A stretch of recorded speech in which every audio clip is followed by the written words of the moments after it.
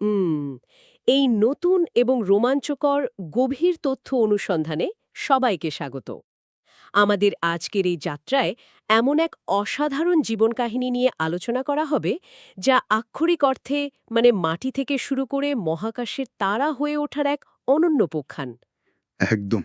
আর আজকের এই উপাত্ত বিশ্লেষণে আমরা নাসার আর্কাইভ, ইবিএসকো রিসার্চ আর্টিকেল, বেশ কিছু নির্ভরযোগ্য বৈজ্ঞানিক পেপার। হ্যাঁ, আর সাথে কিছু দুর্লভ ডকুমেন্টারিও ঘেটেছি আমরা। তথ্যের এক বিশাল ভাণ্ডার থেকে সবচেয়ে গুরুত্বপূর্ণ অংশগুলো তুলে এনেছি। ঠিক তাই।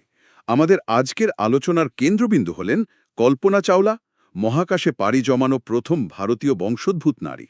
৬০ এবং ৭০-এর দশকের ভারতের ছোট্ট একটি শহরের এক সাধারণ মেয়ে কিভাবে নিজের অদম্য কৌতূহল আর মেধার জোরে মহাকাশের অনন্ত শূন্যতায় নিজের জায়গা করে নিলেন, সেই গল্পই আমরা আজ জানব। আচ্ছা, আম, বিষয়টা একটু বিশ্লেষণ করা যাক। কিভাবে একটা ছোট শহরের মেয়ে তৎকালীন সমাজের সব বাধা পেরিয়ে এত বড় একটা স্বপ্ন দেখার সাহস পেলেন। এই যাত্রার পেছনের প্রেক্ষাপটটা আসলে অত্যন্ত গভীর। ১৯৬০-এর দশকের ভারতের হরিয়ানা রাজ্যের কার্নাল শহরের দিকে ফিরে তাকালে দেখা যায় সময়টা আর্থসামাজিক দিক থেকে মোটেও সহজ ছিল না। কল্পনা চাওলার পরিবার মূলত দেশভাগের সময় মানে ১৯৪৭ সালে পশ্চিম পাঞ্জাব থেকে ভারতে চলে আসা এক রিফিউজি পরিবার। হ্যাঁ, গুজরানওয়ালা থেকে এসেছিলেন তারা। ঠিক বলেছেন। তার বাবা বানারসি লাল চাওলা একদম শূন্য থেকে জীবন শুরু করেছিলেন।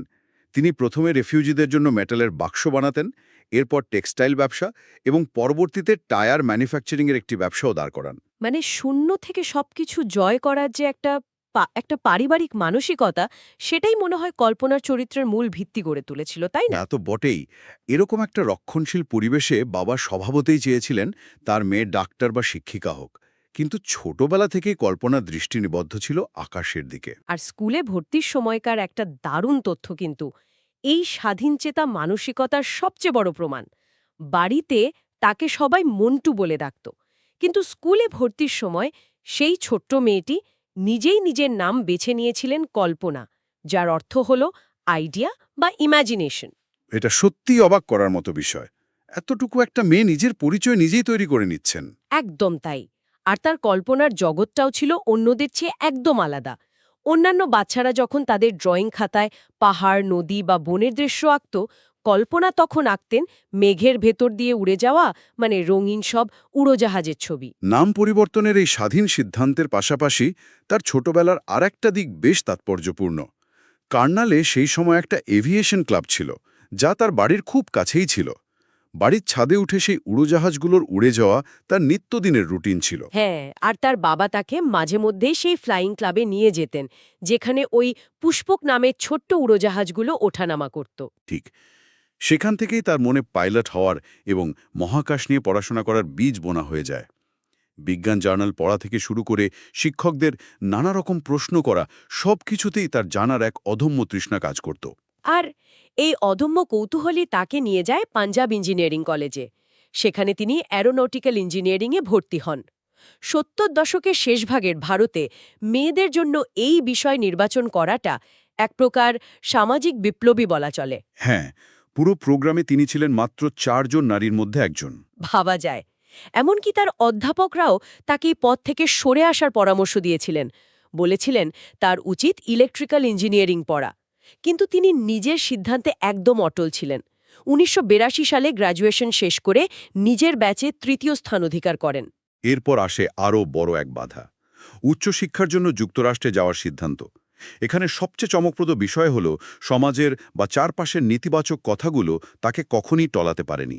অথচ যুক্তরাষ্ট্রে যাওয়ার ক্ষেত্রে তার বাবা তীব্র আপত্তি জানিয়েছিলেন। কারণ তখন তার বাবা ভারতেই তার জন্য একটি শিক্ষিকতার চাকরির ব্যবস্থা করেছিলেন। সেই সময় একজন অবিবাহিত তরুণীকে একা আমেরিকায় পড়াশোনা করতে পাঠানোটা ভারতীয় মধ্যবিত্ত সমাজে প্রায় অকল্পনীয় ছিল।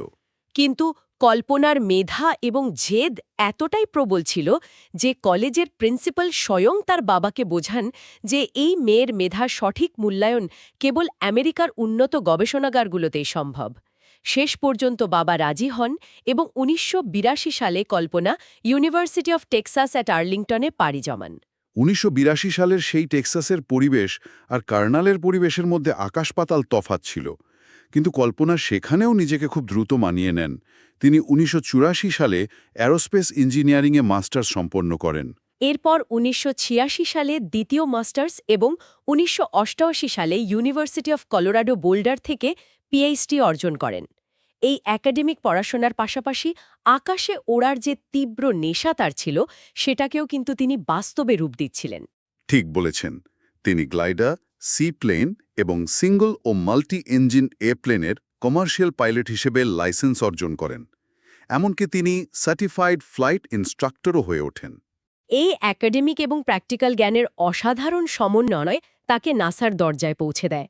১৯৮৮ সালে তিনি নাসার এমস রিসার্চ সেন্টারে কাজ শুরু করেন। সেখানে তার গবেষণার মূল বিষয় ছিল কম্পিউটেশনাল ফ্লুইড ডাইনামিক্স বা সংক্ষেপে সিএফটি। তিনি মূলত ভি-স্টল অর্থাৎ ভার্টিক্যাল এবং short take off and landing concept নিয়ে কাজ করতেন।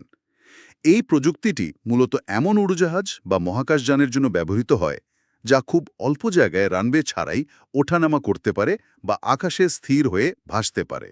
এই কম্পিউটেশনাল ফ্লুইড ডাইনামিক্স বিষয়টা কিন্তু এই ৮০ দশকের প্রেক্ষাপটে এক বিশাল ব্যাপার ছিল। আগে উড়োজাহাজের ডিজাইন বা বাতাসের প্রবাহ টেস্ট করার জন্য অত্যন্ত ব্যয়বহুল এবং বিশাল আকৃতির উইন্ড টানেল ব্যবহার করতে হতো। একদম, যা সময়সাপেক্ষ ছিল। হ্যাঁ, কিন্তু কল্পনার এই গবেষণার ফলে কম্পিউটারের মাধ্যমে বাতাসের প্রবাহ বা এয়ার ফ্লো নিখুঁতভাবে সিমুলেট করা সম্ভব হয়।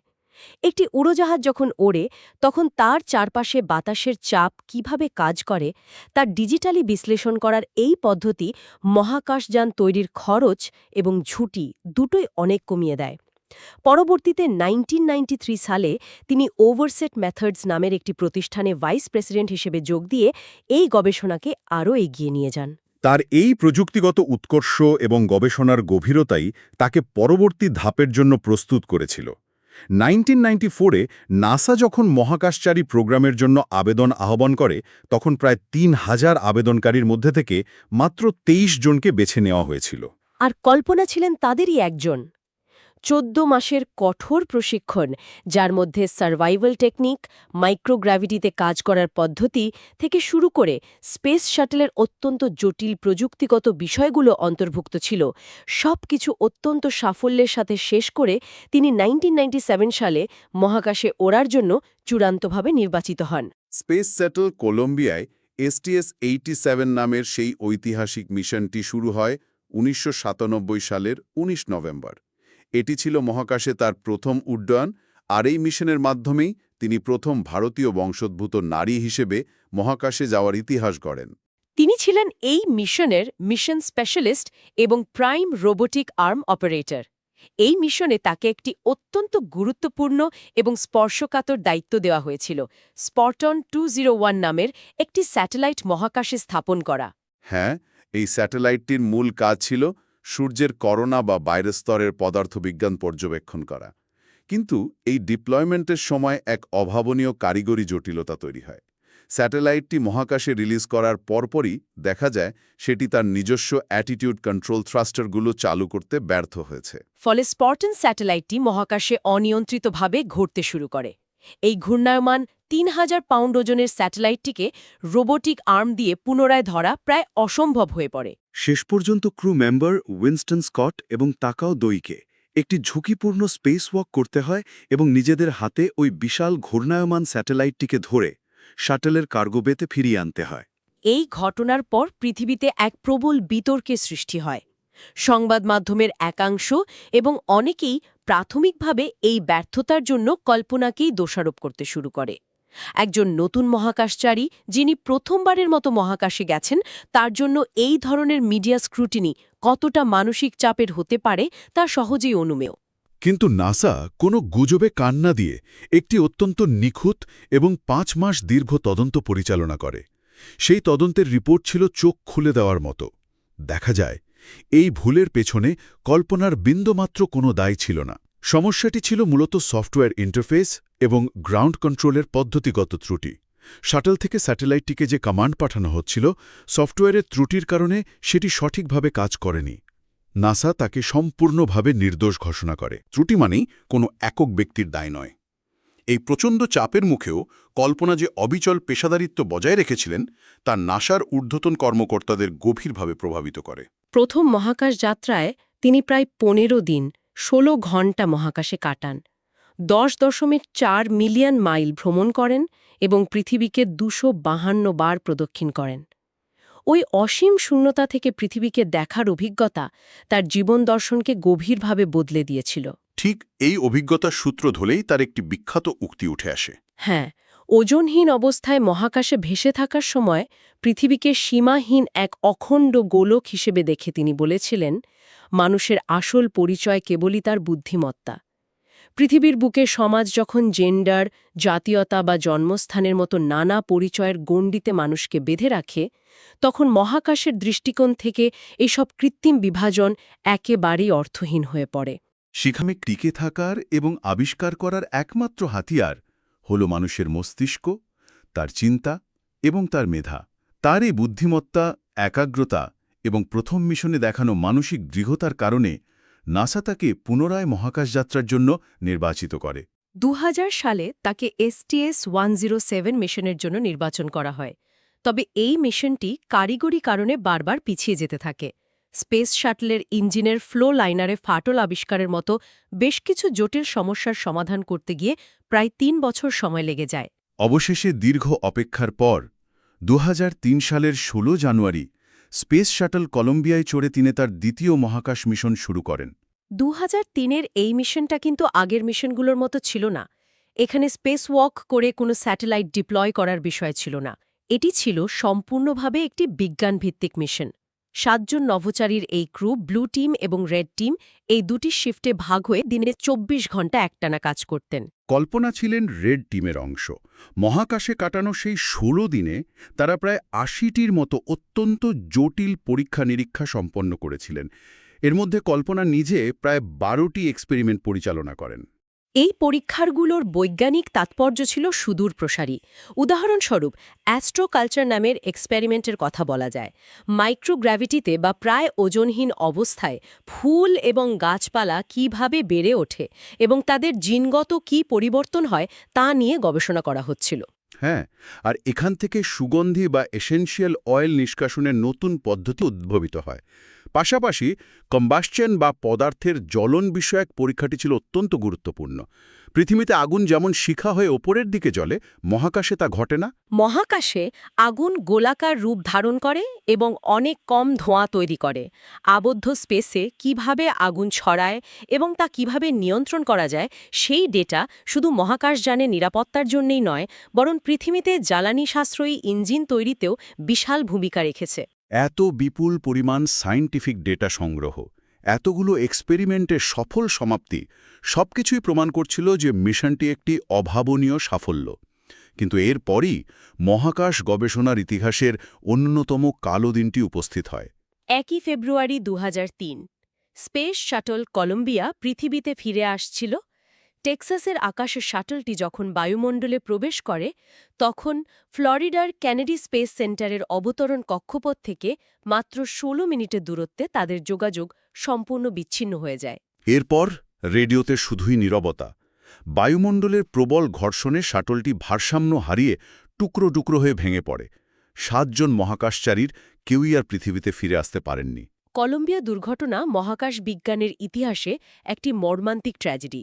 তবে এই দুর্ঘটনার পেছনের বৈজ্ঞানিক কারণটি বিশ্লেষণ করা ভবিষ্যতের মহাকাশ যাত্রার জন্য অপরিহার্য ছিল। কলম্বিয়া অ্যাক্সিডেন্ট ইনভেস্টিগেশন বোর্ডের দীর্ঘ তদন্তে পুরো মেকানিজমটি পরিষ্কার হয়। 16 জানুয়ারি যখন শাটলটি লঞ্চ করা হচ্ছিল, উড্ডয়নের মাত্র 81.9 সেকেন্ডের মাথায় স্পেস শাটলের এক্সটার্নাল ফিউল ট্যাঙ্ক থেকে ব্রিফকেস আকৃতির এক টুকরো ফোম ইনসুলেশন ভেঙে যায়। এই ফোম টুকরোটি ঘণ্টায় প্রায় 500 মাইল বেগে ছুটে এসে স্পেস শাটেলের বাঁদিকের ডানায় প্রবল বেগে আঘাত করে। এই ডানার একেবারে সামনের অংশে ফাঁকা রিইনফোর্সড কার্বন প্যানেলে একটি বড় ফাটল তৈরি হয়। মহাকাশে থাকাকালীন বা মাইক্রোগ্র্যাভিটিতে এই ফাটলটি কোনো সমস্যা তৈরি করেনি। আসল বিপর্যয়টা ঘটে যখন কলম্বিয়া পৃথিবীতে ফিরে আসার জন্য বায়ুমণ্ডলে রিএন্ট্রি করে। সেই সময় মহাকাশযানের গতি থাকে শব্দের বেগের চেয়ে প্রায় ২২ গুণ বেশি। বায়ুমণ্ডলের সাথে প্রচণ্ড ঘর্ষণের ফলে শাটেলের বাইরের তাপমাত্রা ২৫০০ ডিগ্রি ফ্যারেনহাইট ছাড়িয়ে যায়। লঞ্চের দিন ফোমের আঘাতে তৈরি হওয়া সেই ফাটল দিয়ে অত্যন্ত উত্তপ্ত প্লাজমা গ্যাস বাঁ দিকের ডানার ভেতরে প্রবেশ করে। এই তীব্র উত্তাপে ডানার ভেতরের অ্যালুমিনিয়াম কাঠামো গলে যেতে শুরু করে। ধীরে ধীরে যানটি তার অ্যারোডাইনামিক ভারসাম্য সম্পূর্ণ হারিয়ে ফেলে এবং প্রবল চাপে মাঝ আকাশেই ধ্বংস হয়ে যায়।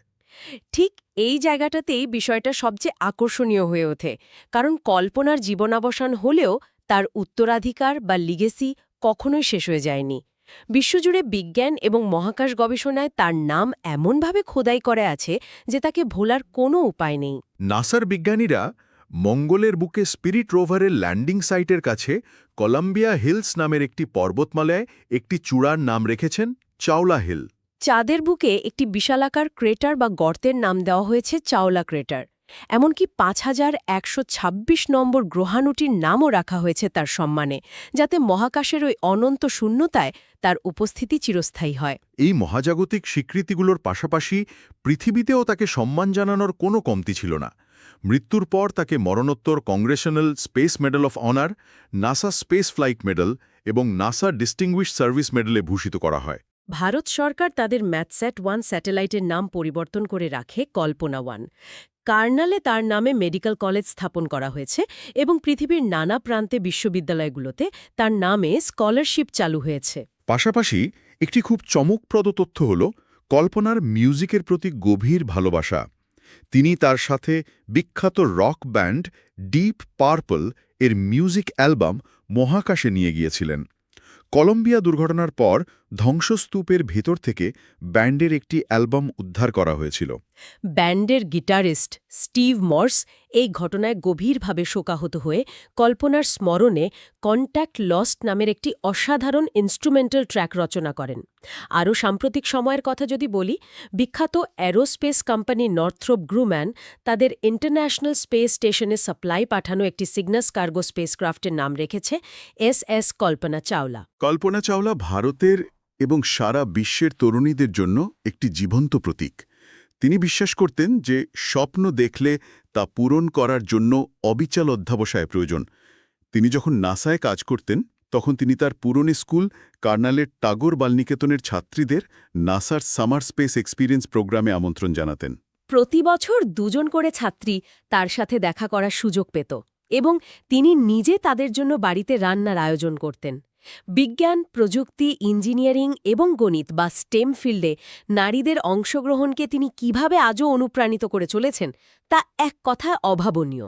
তার এই অবদান প্রমাণ করে যে একজন মানুষের কাজের পরিধি তার শারীরিক উপস্থিতির চেয়েও অনেক বেশি বিস্তৃত হতে পারে। আজকের এই দীর্ঘ উপাত্ত বিশ্লেষণ থেকে একটা বিষয় অত্যন্ত পরিষ্কার: মেধা, সাহস আর অদম্য ইচ্ছাশক্তি থাকলে সমাজের বেঁধে দেওয়া গুন্ডি পেরিয়ে আক্ষরিক অর্থেই তারায় পরিণত হওয়া সম্ভব। যে শিশুটি একদিন বাড়ির ছাদে বসে মহাকাশের স্বপ্ন দেখত, সে তার মেধা দিয়ে মহাকাশ বিজ্ঞানীদের কাছে অপরিহার্য হয়ে উঠেছিল। স্বপ্ন পূরণের পথে আসা বাধাগুলো আসলে থামিয়ে দেওয়ার জন্য আসে না, বরং সেগুলো নতুন কিছু শেখার এবং নিজেকে প্রমাণের সুযোগ মাত্র। কল্পনা চাওলার জীবনী আমাদের শেখায় যে উৎপত্তি কোথায় সেটা বড় কথা নয়, লক্ষ্য আর সেই লক্ষ্যে পৌঁছানোর অধ্যবসায় কতটা দৃঢ় সেটাই আসল পরিচয়। আজকের এই আলোচনা শেষ করার আগে একটি নতুন ও চিন্তামূলক বিষয় সামনে আনা প্রয়োজন, যা মহাকাশ গবেষণার ইতিহাসের মোড় ঘুরিয়ে দিয়েছিল। কলম্বিয়া দুর্ঘটনার পর নাসার স্পেস শটল প্রোগ্রাম ২.৫ বছরের জন্য সম্পূর্ণভাবে স্থগিত হয়ে যায়। হ্যাঁ, আর এই দীর্ঘ সময়টিতে আন্তর্জাতিক মহাকাশ স্টেশন সচল রাখতে এবং সেখানে নভোচারী পাঠাতে আমেরিকার মতো পরাশক্তিকে পুরোপুরি রাশিয়ার মহাকাশ কর্মসূচির ওপর নির্ভর করতে হয়েছিল। একবার গভীরভাবে ভাবলে অবাক হতে হয়। মহাকাশ গবেষণার মতো বিশাল এবং অত্যাধুনিক ক্ষেত্রে একটি মাত্র যান্ত্রিক ত্রুটি এবং কয়েকজন অকুতোভয় মানুষের আত্মত্যাগ কিভাবে পুরো বিশ্বের মহাকাশ প্রতিযোগিতার গতিপথ এবং আন্তর্জাতিক ভূরাজনৈতিক সমীকরণকে রাতারাতি বদলে দিতে পারে। আমরা যখন ভবিষ্যতে বাণিজ্যিক স্পেস ফ্লাইট বা প্রাইভেট স্পেস ট্যুরিজমের দিকে দ্রুত এগোচ্ছি, তখন মহাকাশের এই চরম ঝুঁকিগুলোর প্রকৃত মূল্য দিতে সভ্যতা আসলে কতটা প্রস্তুত? যারা শিখতে ভালোবাসেন, জ্ঞান পিপাসু শ্রোতির মণ্ডলীদের জন্য এই প্রশ্নটি ভাবনার খোরাক হিসেবে রইল। এতক্ষণ আমাদের সাথে এই গভীর তথ্য অনুসন্ধানে যুক্ত থাকার জন্য অসংখ্য ধন্যবাদ।